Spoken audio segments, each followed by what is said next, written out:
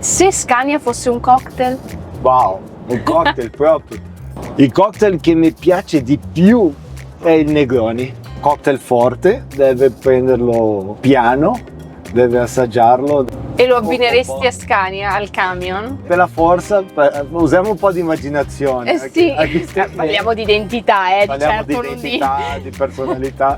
Per la sua forza potrebbe essere il collegamento con i marchi. Sì, perché ecco, una cosa molto bella che io sto imparando guidando un po' i vari marchi è che per quanto poi si evolvano mantengono un carattere molto identitario, no? Che si ritrova o nei dettagli o comunque nelle prestazioni, e anche come ruota il motore c'ha quel suono C'è un che se suono lo che senti si dici caratterizza. esatto. Quindi in realtà i veicoli hanno un'identità e questo è molto bello, perché non è vero che i veicoli sono tutti uguali, nonostante per tecnologia standard. È la peggior cosa che uno può dire. A volte ci sono dei trasportatori che dicono no, ma i camion sono tutti uguali. Fermo là, non può dirlo.